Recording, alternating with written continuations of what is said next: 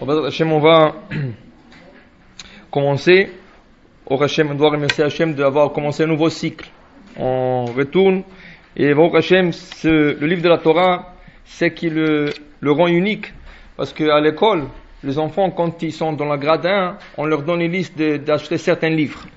Au Hachem, quand ils grandissent un peu, grade 2, tout le livre de l'année d'avant ne valent rien. Il faut acheter encore une nouvelle liste. Et la troisième année, une nouvelle liste. Mais nous, Baruch Hashem, chaque année, on utilise le même livre, et chaque fois, on trouve de nouveaux discours, et chaque fois, des choses. Alors, Baruch Hashem, on doit se contenter qu'Akadosh Baruch Hu nous a donné cette Torah, et voilà, on recommence juste après Simchat Torah. La paracha d'aujourd'hui, la paracha de Noach, je crois que c'est la paracha la plus étudiée, et chez le juif, et chez le non-juif. Parce que tout le monde, dans le monde entier, on appelle, même ceux-là qui ne sont pas les juifs, on les appelle les enfants de Noach. Parce que c'est lui que, grâce à lui, l'humanité a pu se reconstruire. S'il n'y aurait pas de Noach, il n'y aurait pas de monde. Alors on va expliquer dans la paracha aujourd'hui un peu qu'est-ce qui s'est passé. Voilà, on lit Bereshit, et on voit qu'il y a un homme et une femme qui ont été créés, Adam et Chava, et leurs enfants, déjà le premier jour, il y a un problème, le deux frères se disputent, un qui tue l'autre. Caïn, il va tuer son frère Hevel. Après cela, ils ont deux enfants. Adam, il a un troisième garçon. Et la génération, il commence à être idolâtre. Après cela, il y a de la corruption. 10 générations comme ça, depuis Adam jusqu'à Noach. Et dans le Maxime de Père, il est dit que tous les 10 générations allaient et ils énervaient Akadosh Baruch Hu. D'une génération à une autre, Akadosh Baruch Hu était énervé de plus en plus. Jusqu'à arriver à Noach, c'est fini. Akadosh Baruch Hu ne donne plus de chance. Et là, Akadosh Baruch Hu, il dit à Noach, écoute, je t'ai trouvé un homme ish tzadik tamim, un homme pieux, un homme complet. Alors, dans ce cas, tu vas construire une arche, et dans l'arche, tu vas sauver l'humanité. Tout celui qui peut rentrer dans l'arche, il va être sauvé. Mais Akadosh Baruch Hu lui dit, j'ai attendu 10 générations, je peux attendre un peu plus. Alors il dit, je vais attendre 120 ans encore. Qui est là, c'est la vie maximale d'un homme, c'est 120 ans. À la fin de Bereshit, on voit que de 1000 ans à 900 ans, à 800 ans, à 700 ans, Akadosh Baruch Hu a limité la vie d'un homme à 120 ans. Il dit pas plus que 120. 120, c'est plus que ça, c'est trop. Alors jusqu'à 120 ans, il va vivre cet homme. Et voilà, Hachem dit à Noach, tu sais quoi, j'ai attendu 10 générations, je vais attendre 120 ans encore. Commence à construire l'arche. Et prends ton temps. Chaque jour, tu mets un clou. Chaque jour, tu mets une autre planche. Ne sois pas précipité. Prends ton temps. 120 ans. Et Noach, il fait son travail. Chaque jour, il met des clous. Chaque jour, il met une autre planche. Chaque jour, il met un peu de la peinture, un peu de goudron, il arrange cet étage. L'autre étage, il va avoir 3 étages dans cette arche. Mais il fait pas plus que ça. Il fait pas plus que ça. Qu'est-ce qu'Akadosh Baruch Hu attend? Akadosh Baruch Hu attend que les gens, quand ils vont voir Noach, ils vont lui poser la question, Noach, qu'est-ce que tu es en train de faire? Pourquoi tu construis un bateau? Est-ce que tu as envie de sortir en croisière? Qu'est-ce que tu es en train de faire? Et Noach va lui dire, écoutez, dans 120 ans, il y aura un déluge. L'humanité au complet va être détruite, ça va être effacé. Normalement, les gens, quand ils entendent ça, ils vont commencer à avoir peur un peu. Ah oui, c'est vrai. Tu sais, même, je ne sais pas, s'il y a 50% de chance, je vais commencer. Mais rien. Noach, il leur dit, il se moque. Pas seulement il se moque, 120 ans. Vous savez qu'est-ce que c'est 120 ans? Une génération, c'est 40 ans. Ça veut dire qu'il y avait 3 générations comme ça qui ont passé. Alors, Noach est en train de construire l'arche. Son voisin, qui a le même âge que lui, presque, il voit Noach, il dit, qu'est-ce que tu es en train de faire? Il dit, écoute, il y aura un déluge dans 120 ans, ils vont mieux se préparer. Il commence à se moquer de lui. Ce voisin-là, il a un petit garçon. Ce garçon, après, au bout de 10 ans, il commence à comprendre un peu les choses. Il dit, papa, qu'est-ce qu'il fait le voisin toute la journée avec le marteau, avec le clou, il est en train, qu'est-ce qu'il fait là-bas? Il dit, c'est un fou, laisse faire, c'est un fou, parce qu'il est en train de construire un bateau, une arche, pour dire qu'il y aura un déluge. Ce petit-là, entre-temps, il grandit, il a 20 ans, il a 30 ans, et le voisin noir, toujours en train de clouer, toujours en train d'arranger. Entre-temps, ce petit garçon, il a l'âge de mariage, il se marie. Lui, à son tour, il a des enfants, 2e génération. Le petit enfant, il a 10 ans, il demande à son père, papa, qu'est-ce qu'il fait le voisin? Il dit, depuis que je t'ai pété à ton âge, ce fou-là est en train de mettre des clous. Et il se moque. Le petit, il grandit, il a un fils, il va lui dire la même chose. Et tout le monde se moquait de Noach, 120 ans. 120 ans, il se moquait de Noach. Jusqu'au moment arrivé, Hachem lui dit à Noach, tu sais quoi? 120 ans sont écoulés, je vais te donner une deuxième chance. Avant-dernière. C'est quoi? 7 jours. 7 jours, je donne la chance. C'est comment je donne la chance? Il y a un tzaddik qui décède dans la paracha, il s'appelle Metouchelach. Metouchelach, c'est un des grands tzaddikim de la génération de Noach, et il décède. Alors normalement, quelqu'un qui décède, qu'est-ce qu'ils font? La shiva. Alors Hachem dit, j'espère que quand ce tzaddik est décédé maintenant, les gens vont commencer à avoir peur. Il n'y a pas le tzaddik qui va le protéger. Les gens connaissaient plutôt Metouchelach que Noach. Alors Hachem dit, je veux commencer à faire descendre de la pluie en petites gouttes. Comme ça, les gens réalisent qu'il y aura quelque chose qui peut arriver. 7 jours de petites gouttes comme ça qui descendent et la pluie ne cesse pas. La pluie descend, 7 jours comme ça, 7 jours de pluie. Et Hachem il dit, j'espère qu'il y a un qui va faire tchouva. Personne. Non seulement qu'ils ne font pas tchouva, Rashi nous rapporte le Midrash. Rashi dit que tout le monde dise que si Noach rentre dans la Teva, ils vont casser l'arche et ils vont le tuer à lui et à sa famille. Qu'est-ce qu'il fait Hachem? Il envoie tous les animaux qui n'avaient pas la chance de rentrer dans la Teva, parce qu'il y avait rien qu'une paire d'animaux qui rentraient dans chaque espèce. Alors il y avait plein de lions qui tournaient dehors, il y avait plein de ours qui tournaient dehors, plein d'éléphants qui tournaient dehors. Qu'est-ce qu'il fait Hachem? Il entoure toute la Teva avec des animaux. Et il leur dit à tout le monde, il va rentrer en plein jour, et je vais voir qui c'est qui peut l'arrêter. Et là, Rashi rapporte que les lions, les ours, les éléphants tuaient tout celui qui essayait d'approcher à la Teva.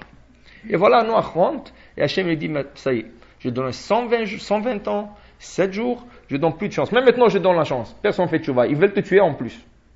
Alors ferme la Teva, tu vas t'enfermer là-bas jusqu'à ce que je te dise d'ouvrir la Teva. Il rentre là-bas, il va passer là-bas 12 mois dans cette arche, dans l'obscurité. Il n'y avait pas le soleil ne sortait pas. Il y avait obscurité totale dans le monde. La pluie qui descend 40 jours sans cesse. Et une pluie forte. L'eau des geysers qui souffrent de la terre. Au fond de la terre, il y a de l'eau qui sort. Tout le monde est inondé. Machloket, discussion, est-ce qu'en Israël il y avait le déluge ou pas? Mais c'est sûr que même s'il n'y avait pas le déluge en Israël, la pluie ne tombait pas en Israël, tout l'eau s'est dirigée de là où il était vers Israël aussi. Alors il y avait une certaine inondation en Israël aussi. Donc, voilà, Noach est dans la Teva, et Hachem lui dit, Noach, tu sais, c'est toi que j'ai vu comme un homme tzaddik, un homme pieux, tamim, un homme complet dans cette génération. Mais la Torah, quand elle parle de Noach, avant qu'Hachem lui adresse la parole, la Torah nous dit, Noach ish tzaddik tamim, un homme pieux complet, était dans ces générations. Maintenant, quand on parle de quelqu'un, on parle de sa génération, pas ses générations, au pluriel. Il a vécu dans sa génération. Alors, qu'est-ce que c'est dans ces générations? Disent le Chachamim, Noach a eu la chance de vivre dans 2 générations. Il a vécu dans sa génération à lui, qu'on appelle la génération du déluge. Mais cette génération a disparu complètement. Il n'y avait rien qui est resté de cette génération. Il n'y a rien que le poisson qui sont restés. Tous les animaux, tous les hommes, toute la végétation, tout a disparu. Même la terre, Rashi rapporte, même la terre, 24 cm de la terre ont été effacés. Ça veut dire que une couche de 24 cm de la terre a été effacée. C'est-à-dire qu'Akadosh Baruch Hu complètement enlevé la génération, le monde, tout. Sauf le poisson qui vit dans l'eau, Akadosh Baruch Hu les a laissés. Il y avait, selon le Midrashim, il y avait un homme qui se sauvait aussi, c'est Og. Og Melech HaBashan, c'est un géant qui s'est accroché sur la Teva. Alors durant 1 an, il s'est accroché sur la Teva, il était sur la Teva. Selon un autre Midrash, il y avait un bélier qui avait des grandes cornes, qu'on appelle Chayat Re'emim, lui aussi s'est accroché sur la Teva avec ses cornes. Alors il a mis ses cornes sur la Teva, il s'est accroché. Le 2 voyageait avec la Teva là où est-ce qu'il allait. Jusqu'à que 12 mois plus tard, la Teva se repose sur le mont Ararat, un de montagne, et va se reposer là-bas. Maintenant, Noach commence une nouvelle page de sa vie, mais il commence une nouvelle génération. Il ouvre la Teva, il n'y a personne dans le monde. Pas des animaux, pas des êtres humains, pas de végétation, rien. Alors il doit recommencer le monde de zéro.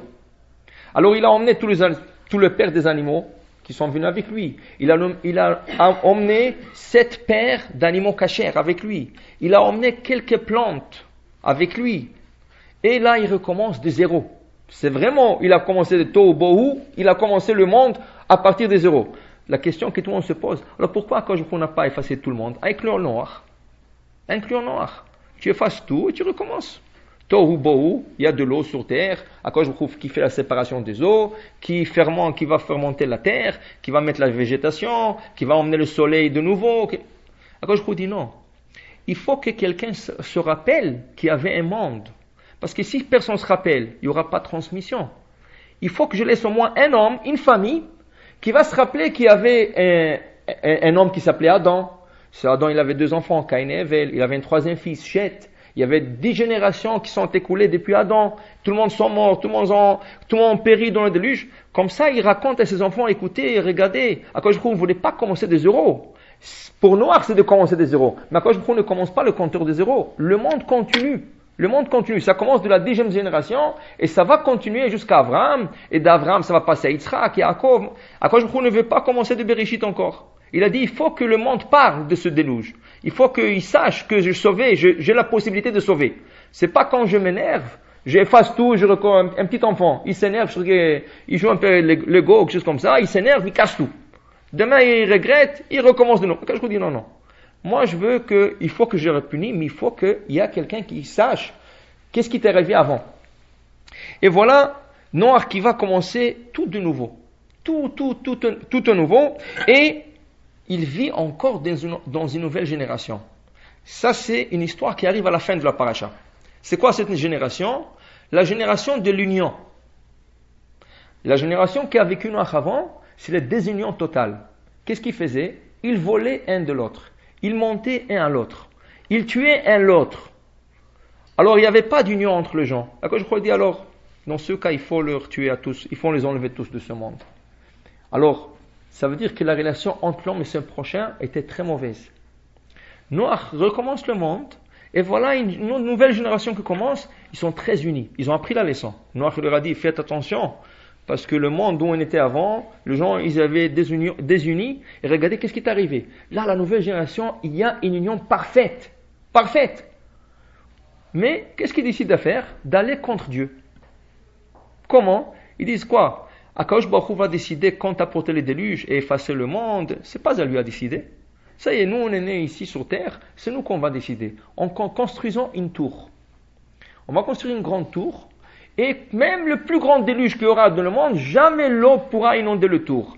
Le Midrash nous raconte, ils étaient tellement unis, et ils travaillaient tellement ensemble chaque jour, qu'ils arrivaient à faire une tour, là où ils sont arrivés déjà, 1 an de marche. Ça veut dire que quand ils voulaient continuer, il fallait que pour quelqu'un descend, il remonte, c'est 1 an. Ça veut dire que le gars était là-bas 1 an en train d'attendre comme ça pour une brique. Pour qu'on l'emmène une brique. Alors, vous pouvez imaginer quelle hauteur. Et c'est pas encore fini. Ils n'ont pas encore fini. Et où est-ce qu'ils voulaient arriver avec cette tour? Ils ont dit jusqu'à qu'on atteigne le ciel. Et une fois qu'on atteint le ciel, on va faire la guerre avec lui, on va tuer Dieu et on va prendre sa place. C'est ça leur idée. Vient Akadosh Baruch Hu, il dit, bon, alors il faut que je leur punis. Qu'est-ce que je fais avec eux? Je vais leur disperser. Je vais leur disperser sur terre. Qu'est-ce qu'il a fait? Il les a mélangés le langage. Ça veut dire que tout le monde parlait, la Torah dit, Vaïkola haaretz safa achat. Tout le monde parlait une seule langue, hébreu. Là, quand je leur change, il leur met une caprice dans la tête. Celui-là commence à parler chinois, l'autre qui est français, l'autre anglais, l'autre espagnol, l'autre. Alors le gars, il dit au gars, va me chercher une brique. Et le gars est en train d'attendre 1 an pour une brique.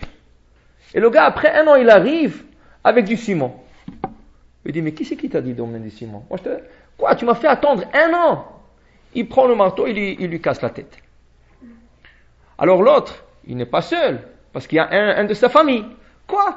Tu as frappé mon frère? Il commence à le frapper.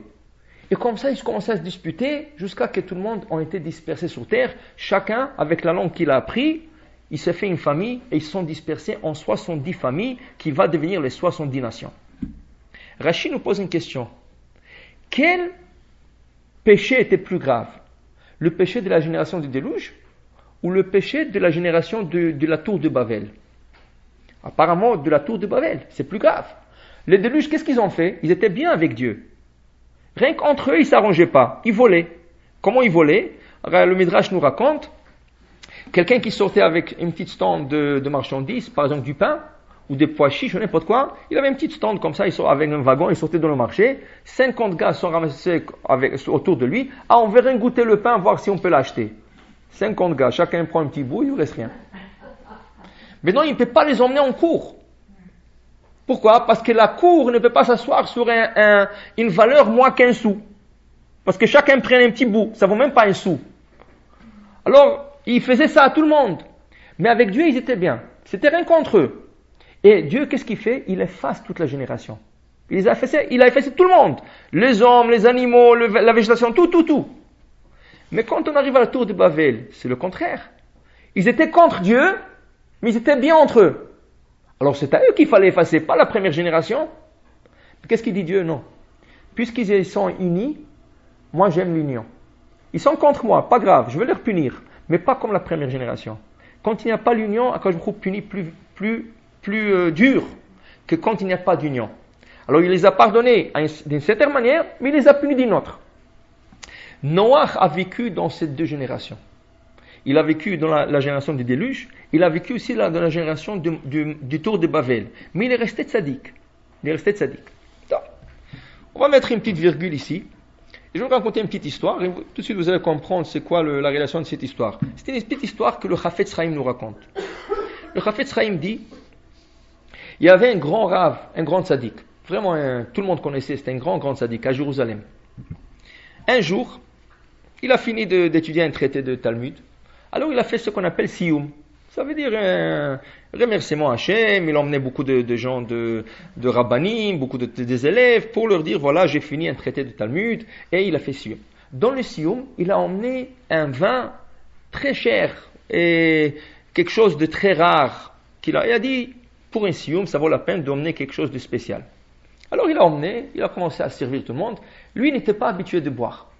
Il n'a jamais presque bu, même Shabbat, il ne buvait pas. Mais comme c'était le Siyum, il y avait de la simcha, il y avait de la joie et tout le monde. Alors lui, il a pris un petit verre. Il a pris un verre de vin. Il dit, extraordinaire ce vin-là. Il a pris un autre. Quelqu'un lui dit, allez, fais avec moi le chaim aussi. Il a pris un autre. Il a pris 5 verres. Et comme il n'était pas habitué, il commençait à danser. Il montait sur la table, il dansait devant tout le monde. Il a ouvert sa chemise jusqu'à qu'il est tombé par terre. Il est tombé par terre.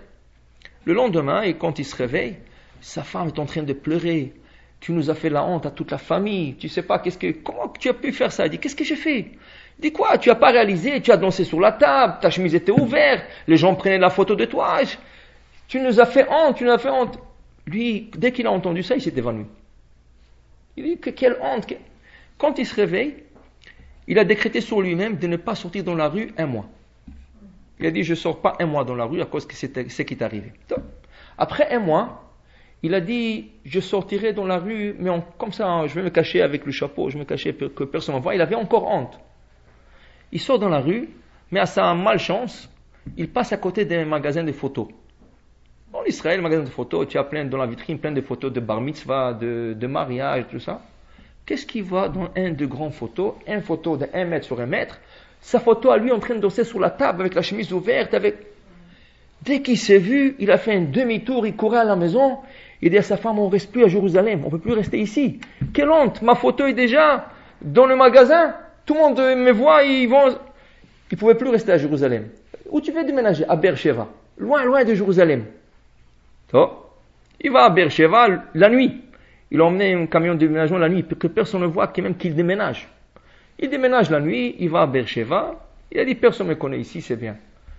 2 jours plus tard, il passe à côté d'un magasin, encore de photos. Qu'est-ce qu'il voit, sa photo à lui? Plus grande, 2 mètres cette fois, plus grande que la photo qu'il a vue là-bas. Il voit ça, il est dans tous ses états, il retourne à la maison et dit, on ne peut plus rester en Israël. Ma photo est partout en Israël, quelle honte, il faut qu'on sorte d'Israël. Où tu veux aller? On va aller en Amérique. Il faut qu'on démarre. Je ne peux pas plus rester ici, c'est une honte. Donc, sa femme, la pauvre, le suit.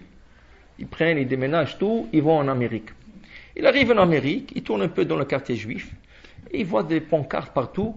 On va une lutte contre les gens qui sont ivres, et contre la drogue, et des choses comme ça. Donc, il passe au côté des magasins de livres, et qu'est-ce qu'il voit? Un nouveau livre qui vient de sortir.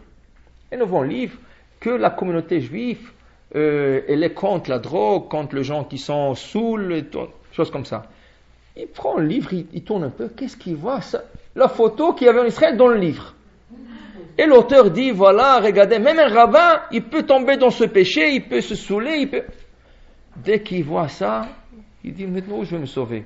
Il retourne à la maison, il mange, il dit à sa femme, ça y est, on ne reste plus dans l'Amérique. On va se sauver en Suisse. En Amérique, c'est fini. Ce livre, dès qu'il va être publié, tout le monde va me connaître, je ne vais pas. Donc, sa femme, la pauvre, et la compagne, ils vont en Suisse. Il arrive en Suisse, il y a une grande réunion, après quelques mois, une grande réunion de l'ONU. Et de quoi ils vont parler? La guerre contre la drogue et les gens qui sont saouls et tout ça. Donc, dès qu'ils commencent le truc, dans l'ONU, ils sont une grande photo d'un rabbin, à lui encore, que, voilà, regardez, même chez les Juifs, si le peuple choisit, s'ils prennent trop de vin, regardez qu'est-ce qui peut arriver. Et l'ONU décide que cette photo doit être dispersée partout au monde. En Japon, en Hong Kong, là où, partout au monde, comme ça les gens apprennent une leçon. Lui, dès qu'il voit ça, il commence à pleurer, il n'a plus à se sauver. Là où ce qu'il va aller, la photo est là. Ça, c'est une petite histoire que le Chafetz Chaim racontait. Mais, il y avait un rave. Il disait, est-ce que vous croyez que le Chafetz Chaim raconte des histoires comme ça, rien que pour s'amuser? Non. Ça, c'est une histoire qu'on lit chaque année. Et on va le lire ce Shabbat, cette histoire. Ou dans la Torah. Ou dans Parashat Noach. La Parasha commence en disant, Noach, ish tzadik tamim. Et Noach, c'était un homme tzadik, pieux, tamim, un homme complet. Et Noach, c'est le seul qui a été choisi. Hachem lui dit, c'est à toi que j'ai choisi. À toi et ta famille que j'ai choisi d'être sauvé. Construis-toi une arche. Tu vas rentrer dans l'arche, tu vas ramasser tous les animaux, vous allez rentrer et tout. Et quand il sort, Hachem lui dit à Noach, voilà, Noach, tu es le seul à être sauvé de toute l'humanité. Tu es le seul. Et tu vas recommencer le monde de nouveau. Qu'est-ce qu'il fait Noach? Qu'est-ce que la Torah dit? Qu'est-ce qu'il fait Noach? Le premier jour qu'il a sorti, il a ouvert l'arche. Il prend une plante d'une vigne et il la plante. Il la plante. Il va l'irriguer un peu. Tout de suite, la plante prend racine. Il irrigue un peu plus, elle donne de feuilles. Un peu plus, il y a un peu de bourgeon qui sort. Un peu plus, il y a le raisin qui sort. Et voilà, il prend le raisin, il presse. Il a un verre de vin, il boit, quel vin extraordinaire, un vin encore de vieille génération, il n'y a plus ce vin dans le monde, parce qu'il a sauvé de la génération qui vient d'être perdue, et il se saoule. Et qu'est-ce que la Torah dit? Voilà, il se saoule, et il se met nu dans sa tente. Maintenant, qui c'est qui le voit? Son petit-fils, Ham, ou Knaan.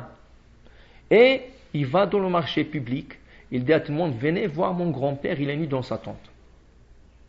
Les deux grands garçons, Shem et Yefet, dès qu'ils entendent ça, ils sont dans tous leurs états, ils courent vite à la maison, ils trouvent un drap, ils marchent en arrière pour pas voir la nudité de leur père, et ils couvrent le père. Mais le lendemain, tout le monde savait que Noach se saoulait, et Noach était nu dans la tente. C'est pour ça qu'il va maudire son petit-fils. Knaan, il va dire, toi tu seras maudit, tu seras un esclave à tout jamais à tes frères. Et depuis, Knaan était maudit. Ça veut dire que l'histoire de Chafetz Chaim, ce rabbin qui se saoulait, qui a couru d'un bout du monde à l'autre, c'est l'histoire de Noach. C'est l'histoire de Noach. Le problème, Noach n'a pas réalisé que cette histoire va être lue partout dans le monde, dans le Shabbat, dans toutes les synagogues, là où tu lis. Ce Shabbat, que ce soit en Israël, que ce soit en Japon, que ce soit en Hong Kong, que ce soit en Chine, que ce soit en Canada, que ce soit en États-Unis, là en Suisse, là où tu vas aller, tout le monde va lire dans la paracha que Noach s'est saoulé et Noach était nu dans sa tente et tout le monde va le lire, ils vont savoir où il va sauver Noach. Il n'a pas où sauver. Si Noach, il aurait su que la Torah aurait écrit sur lui ça, il aurait préféré donner tout l'argent du monde rien que de ne pas goûter de ce vin. Mais il ne savait pas que la Torah va l'écrire, mais la Torah l'a écrit. C'est pour ça qu'on dit des fois Tov Shem, Mishem en Tov. Il vaut mieux une bonne renommée qu'un bon parfum. Le parfum, il donne une odeur qui se dégage et va loin, peut-être. Mais une bonne renommée va plus loin. Et Chas v'Shalom, le contraire, ça va beaucoup plus loin. Si tu fais quelque chose, toute la ville parle de toi. Et après la ville, chacun il a un ami quelque part, en États-Unis, en Chine, en Hong Kong. Et chacun se dit à l'autre. Et là où tu passes devant, ah celui-là, oui, j'ai compté sur lui. Ah oui, il a fait comme ça. Tu n'as pas où te sauver. Et c'est ça que la Torah nous dit de Noach. Est-ce que c'est le seul qui était dans cette situation? Non. Il y a une autre Il y a des autres exemples dans la Torah où des personnes, la Torah écrit quelque chose sur eux, ils ne savaient pas que la Torah va l'écrire. Voilà. Un autre exemple, c'est Réhouven, le fils de Jacob, Yaakov Avinu. Réhouven, avec ses frères, sont dans le champ. Et ils sont en train de discuter de leur petit frère Yosef. C'est lui qui apporte toujours la médisance, qui parle toujours la shonara contre eux. C'est lui qui essaie de leur déshériter de l'héritage de leur père. Et voilà, ils sont en train de parler. Yosef, il est mauvais. Yosef, il parle toujours la shonara. Et qui c'est qui vient de loin? Yosef. Pourquoi? Parce que son père, le père, ça fait 3 jours qu'il n'a pas vu les enfants. Alors il a dit à Yosef, va voir comment vont tes frères. Alors Yosef, il va sortir. Il a la mitzvah de son père, il va sortir. Il sort. Et voilà, il arrive de loin. Le frère, dès qu'il le voit, encore, il vient voir qu'est-ce qu'on fait et rapporter la médisance à notre père. C'est fini. Cette fois, on va terminer avec cette histoire. Qu'est-ce qu'il décide de faire? De le tuer. Il décide de le tuer. Là, ils se mettent d'accord. Réhouven, non. Vaishma Réhouven, entend quoi? Vous allez tuer votre petit frère. Vayatzile Omiadam. Il lui a sauvé de leurs mains. Il dit non, vous n'allez pas le tuer. Écoutez, vous êtes chaud, c'est pas bien comme ça décidé, on va s'asseoir manger, après on va voir. Alors qu'est-ce que tu veux faire avec lui en attendant? Prenez-le et jetez-le dans le puits. Il y a un puits ici, jetez-le, on va s'asseoir manger, et après on décide quoi on fait avec lui. Alors en vérité, la Torah dit, Vaishma Réhouven, Réhouven a entendu leur conseil de qu'est-ce qu'ils vont faire, il a sauvé son petit frère. Mais est-ce qu'il a vraiment sauvé? Est-ce qu'il a vraiment sauvé? Il le jette dans un puits. Dans le puits, la Torah nous dit, Va borek en bomaim. C'est un puits vide sans eau. Mais la Torah, le Gemara nous dit, sans eau. Mais il y avait 2 autres choses, des serpents, des scorpions. Mais Réhouven n'est pas au courant. Pour lui, c'est rien pour le sauver. C'est ça? Après, il y a une discussion, est-ce qu'il savait, il savait pas? Apparemment, il savait pas. Et même s'il savait, il a dit, il vaut mieux être avec un serpent et pas entre le mains de mes frères. Parce que le serpent, il ne le mordra pas, à moins qu'il ait eu l'ordre d'Hachem. Alors, s'il est tzaddik, il va pas être mordu. Et s'il n'est pas tzaddik, bon, alors il mérite. Mais de toute manière, il voulait le sauver. Qu'est-ce qui arrive après? Réhouven est obligé de partir à la maison pour servir son père, parce qu'il prenait des tours de rôle. Qui c'est qui va servir Yaakov, leur père, qui est âgé? Ce jour-là, c'était le tour de Réhouven. Alors Réhouven retourne à la maison, il leur dit, je retournerai. Entre-temps que lui, il est parti à la maison, qu'est-ce qu'ils font les frères? Ils vont prendre leur petit frère et ils vont le vendre en Égypte.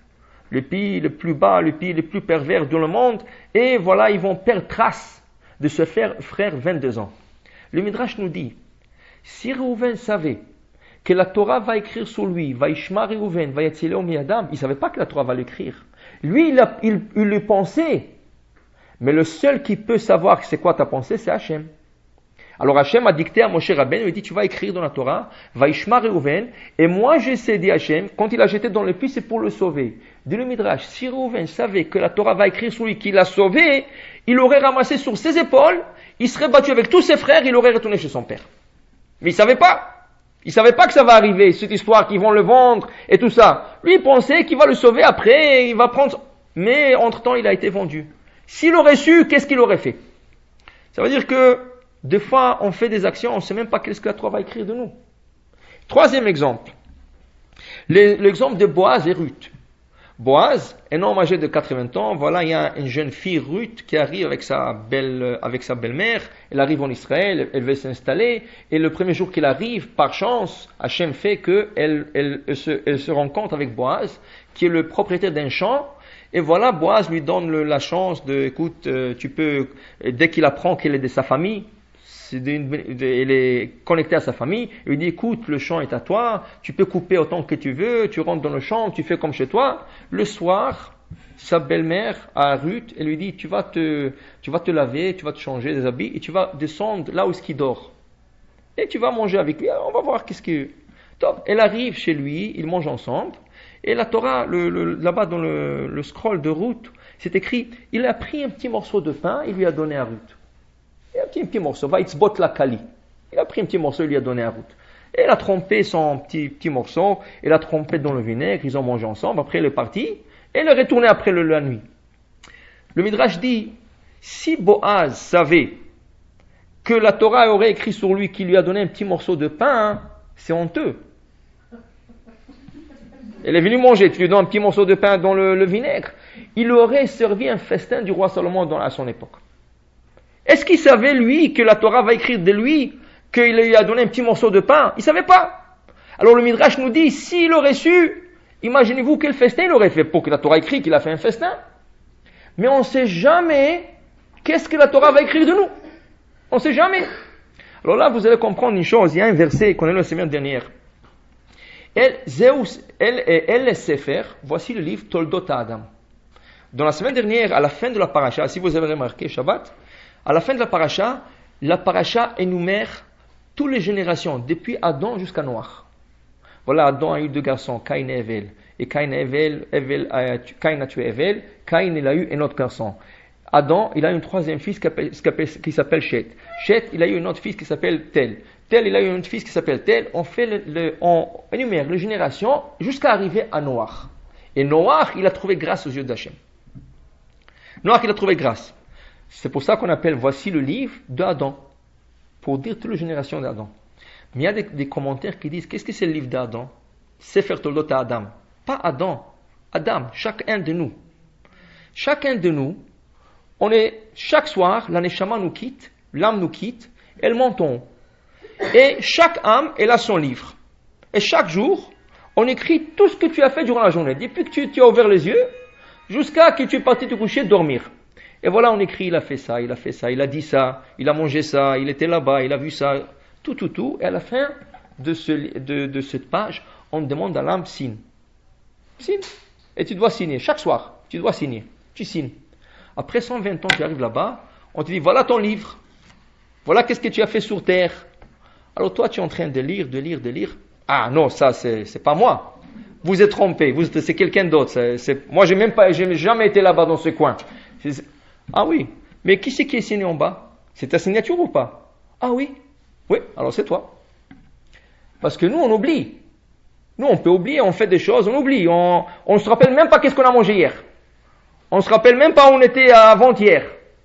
Alors imaginez-vous 120 ans, ou 70 ans, 80 ans, tu ne te rappelles rien. Alors tu écris, chaque soir tu écris, tu signes. Après on te dit, voilà, ça c'est ton livre.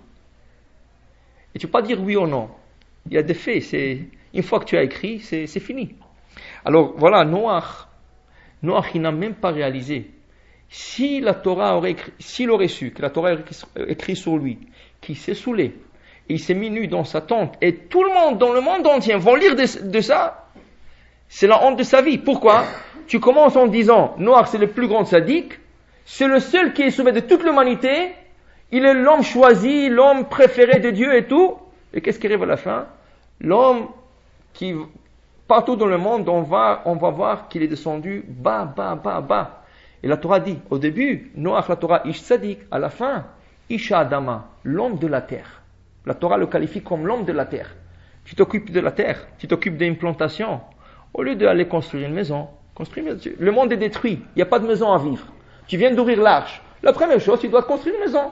Va te construire une maison, mets ta femme, mets tes enfants, construis de clôtures pour tes troupeaux, pour les animaux. Fais quelque chose de positif.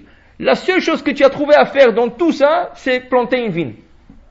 Mais c'est quoi l'amour? Qu'est-ce que la Torah voulait ressortir? La Torah ne parle jamais. La Torah ne va jamais ressortir un péché d'un homme. La Torah ne va pas. Pourquoi la Torah lui fait cette honte? C'est pas pour lui faire honte. C'est pour faire une leçon à nous. C'est quoi la leçon? La leçon est écrite dans le traité de Shabbat. Celui qui veut se purifier, on l'aide. Celui qui veut s'impurifier, on l'ouvre. Les portes. Qui veut dire, tu veux te purifier? Tu es dans une situation, tu décides de faire tchouva, tu décides de t'améliorer, tu décides de ne plus retourner dans cette situation, Akadosh Baruch Hu va te pousser. Il va te pousser, il va t'aider jusqu'à ce que tu réussis. Une histoire extraordinaire que j'ai lue, en Israël, un séminaire d'Arachim. Vous savez, les Arachim, ils font des séminaires là-bas et tout. Des fois, c'est toute une semaine. Alors, ils vont dans un hôtel, et comme ils font ici, ils le font week-end, mais là-bas, ils font des fois toute une semaine. Il y a beaucoup de gens, surtout laïcs, qui ne sont pas religieux, ils vont là-bas, et voilà un couple. Ils ont un garçon, ils ont dit pourquoi pas, toute la semaine, on va aller là-bas. Le garçon leur dit non, moi je veux pas. Moi j'ai pas envie d'écouter des discours toute la journée, j'ai rien à faire, et moi j'ai mes amis qui m'attendent, tout ça. À la fin, les parents sont partis seuls, le garçon est resté à la maison. Les parents, quand ils sont arrivés, à la fin du séminaire, Ils étaient tellement impressionnés qu'ils ont décidé de faire tchouva, de commencer un chemin de tchouva. Top, arrivé à la maison, et ils décident maintenant de manger kasher. Et ils décident maintenant d'observer Shabbat. Ils décident maintenant de faire beaucoup de choses. Sniout, la femme, l'homme qui met la kippa, il va à la synagogue. Mais qu'est-ce qu'il fait avec le garçon? Le garçon est complètement dans un autre monde. Et la mère qui lui parle, c'est dommage que tu n'es pas venu avec nous. Essaye. Il dit non maman, laisse-moi avec ces histoires. C'est pas pour moi. Vous êtes déjà âgé, vous avez fait votre vie. Moi je suis jeune, je vais voir la vie, tout ça. Et la mère lui parle, rien à faire. Un jour sa mère lui dit écoute, Hanouka, il y aura un autre séminaire d'Arachim. Si tu vas, rien que si tu vas, même si tu ne retournes pas Betchouva, je t'achète un billet pour aller en Italie. Lui, dès que l'on entend un voyage en Italie, tout ça, il dit pas, qu'est-ce que je vais aller là-bas, je vais dormir toute la journée. Et je vais dire à ma mère, j'étais à Arachim, et il m'achète un billet d'aller à Arachim. Elle lui dit, même si tu ne reviens pas Betchouva, je t'achète. Lui, il était d'accord. Il dit, oui maman, je vais. Alors il s'est enregistré, et il va là-bas dans le séminaire. Dans le séminaire, le conférencier, il voyait que toute la journée, il est avec un radio, il a emmené avec lui une radio, toute la journée, il écoute la musique, les nouvelles, il participe à rien. Alors il y avait un conférencier, il est parti chez lui, il lui dit, écoute, peut-être tu viens à une conférence, et tu es déjà venu jusqu'ici, et ça fait 3 jours qu'ils sont écoulés depuis une conférence. Il dit, non, laisse-moi tranquille, ma mère m'a dit que je ne suis pas obligé de participer. Donc, il a laissé tranquille. Le jour après, un autre conférencier vient chez lui. Et il voit en train de jouer de tennis là-bas et tout ça. Il dit, viens, écoute, rien un petit Dvar Torah. Il dit, écoutez, moi je suis venu ici pour avoir du fun. Je ne suis pas ici pour Dvar Torah toute la journée. Vous êtes toute la journée Dvar Torah. Je n'ai pas envie. Comme c'est toute la journée, Shabbat, il n'a rien fait, tout ça. Arrivé la fin du séminaire. À la fin du séminaire, qu'est-ce qu'ils font? À la fin du séminaire, ils font comme un symposium. Ça veut dire qu'ils prennent des gens qui ont décidé de changer leur vie grâce au séminaire, et chacun monte sur une estrade, il y a une estrade, et chacun dit à tout le monde qu'est-ce qui l'a fasciné, qu'est-ce qui l'a donné l'envie de faire tchouva. Alors chacun parlait, il y avait le garçon là-bas, il n'y avait pas le choix parce que tous les chambres d'hôtel étaient fermées. Alors un des conférenciers lui a appelé, il dit, toi viens, monte ici. Il dit non, on ne fait pas honte devant tout le monde, il dit viens, monte. Il était déjà 2h du matin. 2h du matin. Il lui dit, qu'est-ce que ce séminaire t'a fait pour toi? Il dit rien. Il dit rien. Il dit, écoute, prends quelque chose. Avant de retourner, dis que tu étais prends quelque chose. Une kippa, une tzitzit, kasher, quelque chose. Il dit, non, c'est pas pour moi. Et l'autre, il dit, allez, devant tout le monde. Et il a eu la pression, tout ça. Il a dit, écoutez, si mon père et ma mère arrivent maintenant, moi je fais tchouva. Comme ça, il a dit. Où ils étaient son père et sa mère? Ils étaient à Jérusalem. Et lui, il était au sud d'Israël. De l'autre côté. Alors l'autre, il dit, c'est pas possible, ton père et ta mère sont à Jérusalem. C'est impossible qu'il arrive. Il dit, c'est ça. Moi, je te dis, si mon père il arrive, si à quoi je veux qu'il arrive maintenant. Ça n'a pas pris 15 minutes. Ces 2 parents rentrent dans la salle. Lui, il n'arrivait pas à croire. Parce que le gars, c'est impossible qu'il les ait appelés. Même s'il les aurait appelés, impossible qu'ils arrivent en 15 minutes. Alors il dit à son père, comment c'est arrivé? Il dit, c'était une longue histoire, et tu sais, on voulait voir comment tu es et tout ça. Maintenant, ils ne sont pas au courant, les parents ne savent pas qu'est-ce qu'il lui a promis. Alors le conférencier lui dit, alors, est-ce que tu crois qu'il y a Hachem? Il lui dit, je ne peux rien dire. Tout ce que je vais faire, donne-moi un kippa tout de suite. Il a pris un kippa, tout de suite il retourne au tchouva. Ils ont posé la question aux parents. Maintenant, les parents ne savent rien.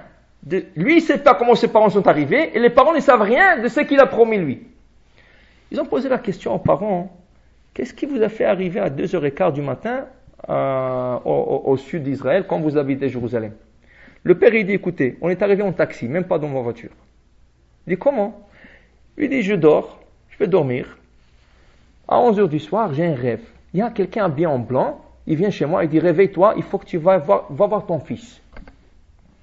Je me réveille, je dis à ma femme, regarde qu'est-ce que j'ai rêvé. Alors ma femme me dit, allez, on prend la voiture, on va aller voir notre fils. Elle dit, non, tu crois que maintenant je vais aller jusqu'au sud pour... Laisse tranquille, laisse-moi tranquille. Moi je suis fatigué, j'avais une longue journée, j'ai pas envie. Donc, il se rendort, 1 heure plus tard, à minuit, il a encore ce même homme, bien habillé en blanc, tout ça, il dit, il faut que tu vas ton fils, il faut que tu vas tout de suite voir ton fils. Il se réveille encore, il dit à sa femme, il dit, je te lâche pas, maintenant on va la voir. Il dit, non, laisse-moi tranquille. Donc, elle lui a forcé, il lui a pas arrêté de parler, jusqu'à qu'il se levait, les deux sont habillés, il descend en bas. Il descend en bas, la voiture ne démarre pas. le Satan. Ils essaient, il dit voilà, tu vois, je te dis, il faut pas qu'on aille. Alors il dit non, on va prendre un taxi. Il dit quoi un taxi? Ça va coûter presque $500 pour arriver là-bas, pour voir ton fils. Il va demain il arrive. Il dit non, il faut qu'on le voie. Et ils sont arrivés. Mais qu'est-ce qui est arrivé? Ils n'ont pas réalisé qu'ils ont payé peut-être $500 pour le taxi, mais ils ont causé que leur fils retombe tchouva. Pourquoi? Parce que ce garçon, il a ouvert une petite porte à Akadosh Baruch Hu. Il dit si mes parents arrivent, je retournerai au Betchouva. Tu as ouvert ces petits trous d'aiguille. La Torah te dit, ouvre, nos sages dit, ouvre un trou d'aiguille et moi je t'ouvrirai tout un monde. Alors lui il était d'un côté d'Israël, Akadosh Baruch Hu travaille de l'autre côté déjà. Pour qu'il revienne Betchouva. Ça c'est lui qui veut. Quand on veut, on a à ouvrir un petit trou d'aiguille, Akadosh Baruch Hu ouvre le monde en entier. Mais d'autre part, le contraire aussi est valable. Chas v'shalom. Comment? Ils ont pris un gars qui était religieux, mais malheureusement, vous savez, on dit Choser B'Tchouva, c'est lui qui retourne, il se repentit, il retourne B'Tchouva, mais c'est lui qui retourne en arrière, on appelle Choser B'She'ela. Il retourne en question. Au lieu de retourner avec des réponses, il retourne avec des questions. Ils ont pris un gars comme ça, qui était très très religieux, mais un jour, il a arrêté d'observer Shabbat. Et c'est fini, il n'était plus religieux. Un jour, quelqu'un l'a attrapé et dit, comment toi, tu peux me dire un gars qui est né comme ça, ou un gars qui n'a jamais, mais toi qui étais Shomer Shabbat, tu faisais tous les petits détails de Shabbat, tu étais à la Yeshivat, comment toi tu as pu tomber comme ça? Alors il dit, en vérité, je vais te dire qu'est-ce qui t'est arrivé. Moi, toujours, j'avais envie d'aller dans un match de soccer Shabbat. Vous savez qu'en Israël, malheureusement, ils ont 2 matchs de soccer Shabbat. Alors il dit, toujours, je voulais, mais je savais que c'est Shabbat. Mais j'avais l'envie. Un jour, je suis passé quelque part, et j'ai dit, j'ai envie d'aller. Mais où est-ce qu'il était? Il était loin du stadium, de là où je joue le soccer. Tout d'un coup, il y a quelqu'un qui passe dans la voiture, avec une voiture, un gars complètement laïque, c'est Shabbat. Il dit, dis-moi, où est le stadium? Il dit, c'est pas loin d'ici. Il dit, alors, allez, monte vite, tu vas me montrer. Lui avec la kippa, avec tout. Oui, non. Tout d'un coup, il se trouve dans la voiture. Il ne sait pas comment. Il a ouvert la voiture, il est rentré, les gars l'ont emmené dans le match, depuis il est sorti de la religion. Comment tu expliques ça? Parce qu'il avait l'envie d'aller. Quand tu as envie de faire quelque chose de mal, quand je coûte peut-être pas, mais il t'ouvre la porte. Ça veut dire qu'on ouvre la porte, et maintenant tu es libre à faire qu'est-ce que tu veux, mais tu risques de tomber. C'est pour ça que dans le Talmud, quand on discute de la Teshuvah, la Gemara dit que la lettre qui représente la Teshuvah, c'est la lettre He. He. C'est la 5e lettre de l'alphabet. Il y a Aleph, Bet, Gimel, Dalet, He. Et pourquoi He représente la Teshuvah? Bon, le mot Teshuvah, la dernière lettre c'est He. Mais c'est quoi le rapport? Parce que le He, pourquoi la Gemara se pose une question? Pourquoi le He, elle a 2 ouvertures? Regardez, la lettre He, elle est fermée d'un côté, en haut elle est fermée. Elle est fermée sur le côté droit. Et sur le côté gauche, elle a un petit bâton. Ça veut dire que ce n'est pas un bâton complet. Par rapport à la lettre Het, qui est la 8e lettre d'alphabet, le bâton est complet. Il touche le toit. Il touche le petit toit. Alors la lettre Het est faite 2 poteaux avec un toit. Tandis que la lettre E, elle a un toit, elle a un mur à droite, elle a un demi-mur à gauche. La lettre, pourquoi elle est comme ça? Pour te dire, regarde l'ouverture en bas, elle est plus grande que l'ouverture en haut. L'espace entre le petit bâton et le toit, il est plus petit que l'espace qui se trouve en bas. Celui qui veut tomber, on l'ouvre. Il peut tomber très très bas. Et celui qui veut faire tchouva, on lui laisse une petite ouverture. C'est à lui à grimper et rentrer dans le petit trou. Une fois qu'il va rentrer dans le petit trou, il se trouve dans la lettre E. Il va trouver un grand espace.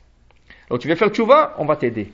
Tu veux aller loin, plus loin, de l'autre côté, on ne va pas te pousser, on va t'ouvrir le porte. Maintenant, fais ce que tu veux faire. Akadosh Baruch Hu, pour le libre choix de l'homme, il ne peut pas l'empêcher de faire un péché, à moins qu'il a prié pour. Par exemple, ça c'est un exemple que quelqu'un, je marche Shabbat avec quelqu'un, il y a un garçon qui me dit, écoute, mon père il n'est pas Shomer Shabbat. Ma mère elle l'est, mon père il n'est pas. Mais ma mère est en voyage. Alors c'est mon père qui va cuisiner ce Shabbat. Mais mon père, comme il ne observe pas Shabbat, j'ai pas envie de manger de son manger. Mais je peux pas le blesser non plus. Et toute la route, il est en train de chanter. Je dis, viens chez moi. Il dit, non, je peux pas. Parce que moi, avec mon père, on est seul. Je peux pas le laisser seul non plus. Je dis, qu'est-ce qu'on veut qu'on fasse? Il dit, je sais pas. Et il pleure comme ça en lui-même. Il dit, comment je vais manger? Et lui, il fait très attention au cachet. Et... je lui dis, regarde, prie Hachem. Ce que Hachem qui peut t'aider dans son situation, qu'est-ce que tu peux faire? Le lendemain, Shabbat matin, c'était vendredi soir. Le lendemain, Shabbat matin, il revient tout content. Quel miracle, quel miracle. Je dis, quel miracle? Il dit, mon père a décidé qu'il ne va pas cuisiner pour ce Shabbat. Parce que ma mère a trop cuisiné le Shabbat dernier. Il a sorti tout le restant du Shabbat dernier. Et pourquoi ça? Parce qu'il voulait. Quand tu veux, Hachem n'a pas de barrière. Quand tu veux, Hachem, il t'ouvre un monde dont tu ne sais pas d'où la joie va venir. Mais il faut que tu veux. Hachem te dit, ouvre-moi même un petit trou d'aiguille. Rien que tu veux. Plusieurs fois, ça arrive à n'importe qui. Regardez, plusieurs fois, des gens qui travaillent chez des compagnies ou des choses comme ça. Toujours Shabbat, fête, tout le fait tombe au milieu de la semaine. Et je peux pas, regarde mon patron, il commence à s'énerver parce que c'est... Oui, c'est toujours, ça peut être n'importe quoi, c'est pas rien que ça peut être n'importe quoi. Situation de cachère. Tu vas chez la famille, il y a une occasion, un bar mitzvah, quelque chose comme ça. C'est pas super cachère, mais tu es là-bas, on te sert, tu sais pas comment t'en sortir, tu te sens visé, tout le monde te regarde, tu manges pas. Il y a plein de situations comme ça. La seule chose que tu peux faire, c'est dire à Hachem, Hachem, je ne veux pas le faire, mais il faut que tu m'aides. Moi, je ne sais pas comment on sortir de cette situation. Mais il y a toujours une porte de sortie. Mais Hachem te dit, montre-moi que tu veux sortir. Tu me montres que tu veux sortir, je vais te sortir de là-bas. Et si tu fais rien, si tu dis, oh, c'est pas grave, et si tu cherches, tu dis, tu sais quoi, je vais le faire une fois, et après je ne ferai plus, et tout ça, là on t'ouvre les portes, fais ce que tu veux. Et tu risques de tomber très loin. Tu ne sais pas comment ça va terminer. Tu ne sais pas comment la situation va tourner. Alors toujours, il faut prier et espérer que ça n'arrive pas. Et c'est ça le problème de Noach. Pourquoi la Torah raconte son Noach? C'est l'histoire du vin. Quel intérêt là? Il y a plein d'histoires qui sont arrivées à Bereshit et à Noach. Et pourquoi on a ressorti, la Torah a cherché à lui faire honte partout dans le monde, en même Shabbat? Partout dans le monde, même Shabbat, il va avoir honte dans toutes les synagogues quand on va lire ça.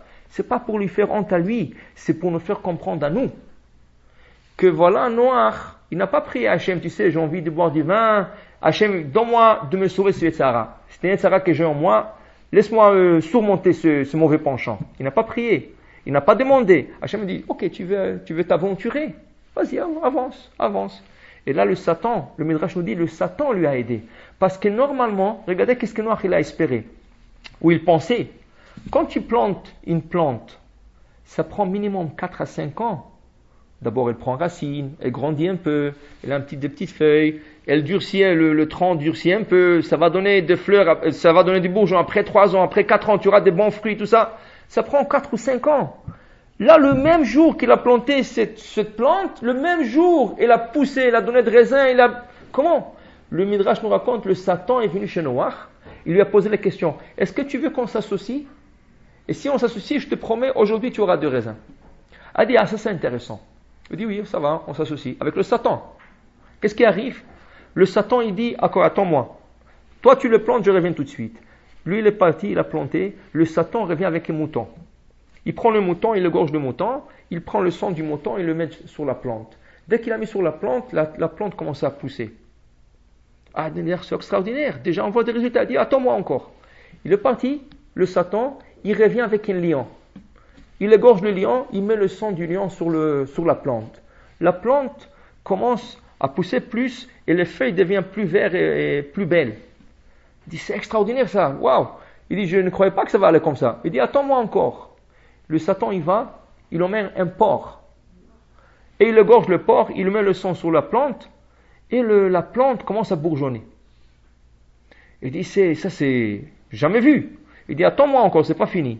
Le Satan, il s'en va et il retourne avec un singe. Il égorge le singe et il met le sang du singe sur la plante et là, le raisin sort. Et c'est là que Noach a pris le raisin, il les a pressés, il a bu, il s'est saoulé et il s'est mis nu dans la tente. Le Midrash, le Chami disent, mais qu'est-ce que le Midrash? C'est quoi le but du Satan? Cette histoire-là, un mouton, un lion, un porc, un singe. Le Satan est en train de lui dire, fais attention de moi. Tu veux t'associer, mais fais attention de moi. Moi, je t'avertis. Pourquoi? Parce qu'au début, quand tu prends un verre de vin, tu es comme un mouton. Tu es innocent, un verre de vin, ça ne fait pas de mal. Un verre de vin, c'est bon pour la santé. Tous les docteurs ils disent, quand tu manges, c'est bien de boire, c'est bon pour le cholestérol, c'est bon pour la morale, c'est bon pour 1000 choses. Tout le monde le dit. C'est pas, mais dis attention, si tu vas prendre un deuxième verre, tu vas te sentir comme un lion. C'est quoi un lion? Il est fort. Là, tu crois, je peux faire tout faire. La tête commence maintenant à tourner. Tu crois que tu peux faire tout faire. Tout le monde est dans ta main. Tu es fort. Fais attention, parce que le troisième verre que tu vas prendre, tu vas commencer à vomir. Et comme ce porc qui se baigne dans son vomissement, toi aussi tu vas baigner dans ton vomissement après le troisième verre. Et fais attention, ça ne va pas s'arrêter là, parce qu'après que tu baignes dans ton vomissement, tu vas devenir comme le singe. Tu vas commencer à danser, faire le clown, et tout le monde va se moquer de toi. Exactement qu'est-ce qui est arrivé à ce rabbin que le Chafetz Chaim nous raconte. Et après on lui a pris la photo, et après on l'a mis partout dans le monde. C'est exactement qu'est-ce qui est arrivé à Noach. Il n'a pas écouté même le Satan. Parce que le Satan, il a eu un peu pitié de lui. Il voulait l'avertir. Mais si tu n'écoutes même pas le Satan, tu peux tomber très très bas jusqu'à que la Torah te dit de Ish Tzadik Tamim, un homme pieux, complet, tu es arrivé à faire Isha Adama, l'homme de la terre. Quelle dégradation pour Noach. Mais la Torah, c'est pas pour dégrader Noach à Shalom. Parce que Noach, quand même, c'est un Tzadik, il a sauvé l'humanité. Tous les Goïms sont appelés d'après Noach. Tout le goïm, il s'appelle le fils de Noach. D'ailleurs, le 7 mitzvot qu'Hachem a donné aux non-juifs, on appelle ça le 7 mitzvot noachiques. C'est ça, en noachique, je sais pas qui. Mais c'est le mitzvot de Noach qui ont été, que nous, on a reçu la Torah. Mais eux, ils sont appelés les fils de Noach. Alors, s'ils sont appelés les fils de Noach, c'est quelque chose de bien, pas quelque chose de mal. Mais Noach, cette histoire, c'est pas pour l'abaisser, c'est pas pour le dégrader, c'est pour ça, c'est pour nous enseigner. Fais attention, quand tu veux descendre, on va pas t'arrêter. Le ciel va pas t'arrêter. À moins que c'est très rare. À moins que la personne a beaucoup de mérite. Il y a beaucoup de grands-pères, grand-mères, tantes et oncles dans le ciel qui vont prier pour lui. Là, peut-être. Mais pour l'homme moyen, n'importe lequel, c'est dangereux. Je vais raconter une histoire il y a quelques années. En Israël, il y avait quelqu'un sur la station 10. C'est une station religieuse en Israël. On appelle ça Reshet Esser, c'est la station 10. Et il y a des rabbins qui parlent, il y a de la musique juive, il y a toutes sortes surtout vendredi soir, il y a beaucoup de vrais Torah. Alors il y a il s'appelait Rav Israël Parnas. Et ce Rav Israël Parnas, il raconte sur la radio son histoire, comment il est retourné Betchouva. Comment il a fait Tchouva. Alors il disait, il a été militaire, il était à l'armée, et voilà, et après 3 ans de service, le dernier jour de service, comme confond tout le cycle, qu'est-ce qu'il a fait? Tous les amis sont réunis, ils ont décidé d'aller à Tibéria, de manger ensemble. Alors, ils étaient comme 10 voitures, ils sont montés à Tibérias, et ils sont assis dans un restaurant, ils ont terminé à 2h du matin, et fini à manger, et après tout le monde a dit, tu sais quoi, la nuit déjà presque passée, 2h du matin, on va aller prendre un café. Alors il fallait descendre quelque part à Tibéria aussi, prendre un café. Alors il se suit, tout le monde, il se suit, et il y a quelqu'un qui regarde en arrière, il voit que la voiture derrière lui n'est plus là. Et ils étaient à côté c'est comme une vallée, et de l'autre côté c'était la ravin. Alors il regarde en arrière, il ne voit pas la lumière de la voiture. Il dit c'est pas possible. Il arrête la voiture, il fait signal à celui en avant, toute la voiture en arrière s'arrête, il cherche. Effectivement, il manque une voiture. Il cherche, il ne trouve pas. Il regarde en bas, il voit la voiture. Le gars était un peu ivre. Il a dégringolé dans le ravin.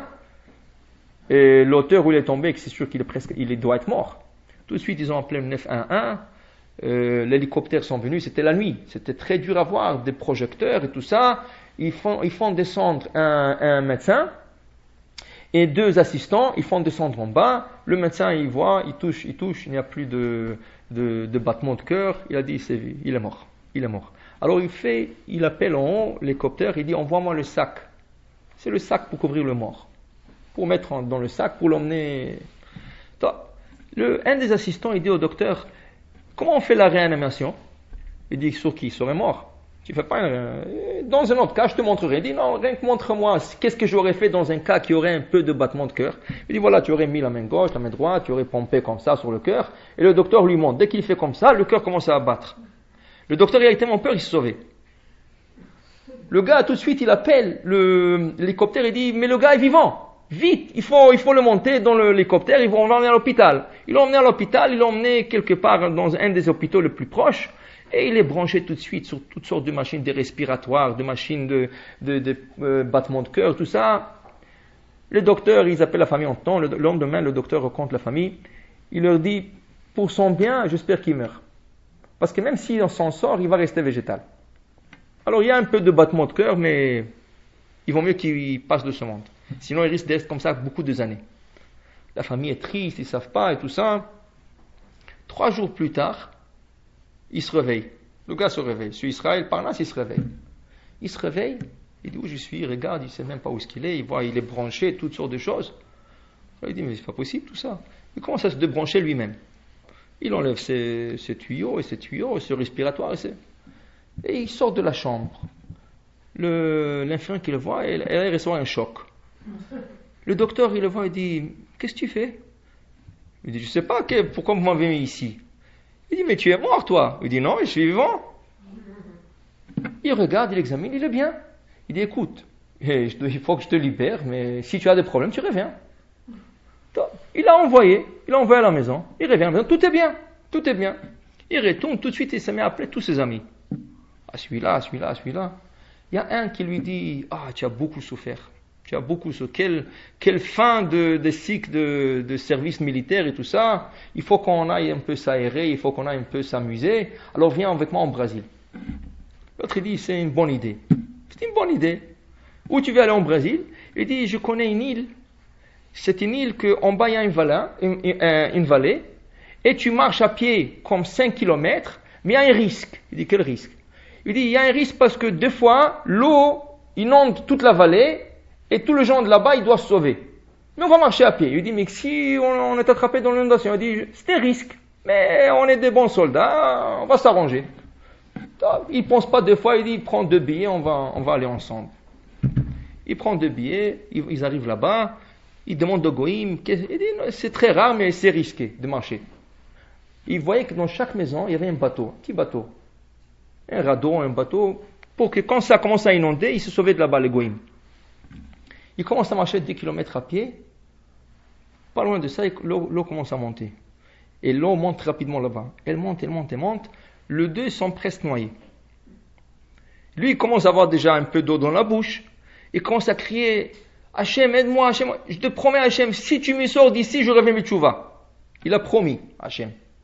Dès qu'il dit ça prend même pas quelques secondes, tout l'eau baisse. Elle commence à baisser. Après quelques minutes, il n'y avait pas d'eau. Tout le goïm qui était prêt à sauver de là-bas, tout de suite il court chez eux et dit, qu'est-ce que vous avez fait? Il dit, tu sais que l'eau, quand elle monte ici, ça prend 2 semaines avant qu'elle disparaisse. Ici, ça m'a même pas pris quelques secondes, c'est pas possible. Il dit, je sais pas, j'ai appelé Dieu, et voilà. Il retourne en Israël, il n'a pas de travail, il n'a rien à faire. Il a dit, bon, déjà il a passé l'accident, il a passé ça, il a dit, il faut que je quitte le pays. Il a décidé d'aller aux États-Unis, en New York. Il arrive à New York, il n'a rien à faire. Et d'ailleurs, il a des diplômes, il a terminé l'université et tout ça. Il n'a rien à faire. Quelqu'un lui dit, écoute, je connais un Israélien, hein, il a une compagnie de déménagement. Tu veux travailler chez lui? Il dit, comment ça s'appelle? Moshe Moving. Il dit, ça a l'air bien. Il se trouve en Israël, c'est un nom israélien, il se trouve en famille. Il va aller, il fait l'application, il est accepté tout de suite, il commence à travailler. 3 mois plus tard, il arrive au bureau et il n'a pas de sensation. Il voit tout noir comme ça. Il dit, c'est bizarre, je me sens bizarre. Alors, qu'est-ce qu'il fait? Tout de suite, il était encore conscient, il a écrit son nom et son adresse. Il appelle un taxi, il arrive à descendre dans le taxi, il lui donne l'adresse, il lui dit, écoute, si quelque chose m'arrive, voilà mon nom, voilà mon adresse. Mais ça a pris quelques minutes, le gars est mort. Wow. Il est mort, oui, il meurt dans le siège en arrière, il meurt.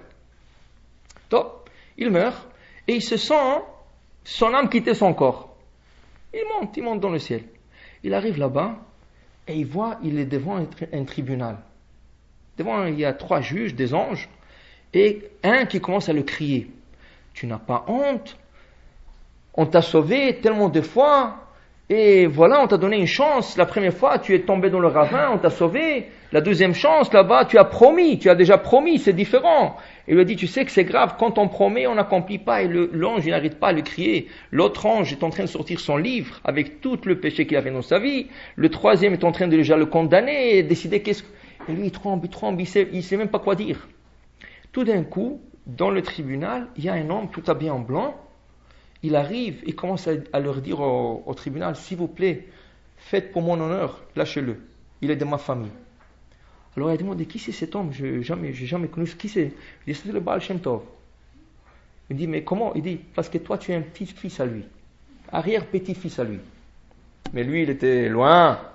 Mais il a eu le mérite que le Baal Shem Tov était lui était de la descendance de Baal Shem Tov. Donc, le tribunal a dit, on ne peut pas refuser au Baal Shem Tov.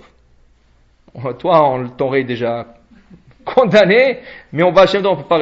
Et on dit bon, on va le libérer, mais à condition qu'il descend en bas. On va faire comme un mort clinique. Il y a beaucoup de gens qui meurent cliniquement, ils retournent. Un mort clinique, mais il peut rien se rappeler de tout ce qui se passe maintenant. Il peut pas se rappeler de vous, de Baal Shem Tov, il peut pas se rappeler d'ici, qu'est-ce qu'on a condamné, de toute l'histoire. Dès qu'il entend ça, il se met à pleurer. Il pleure. Il dit, qu'est-ce que tu veux maintenant? Il dit, non.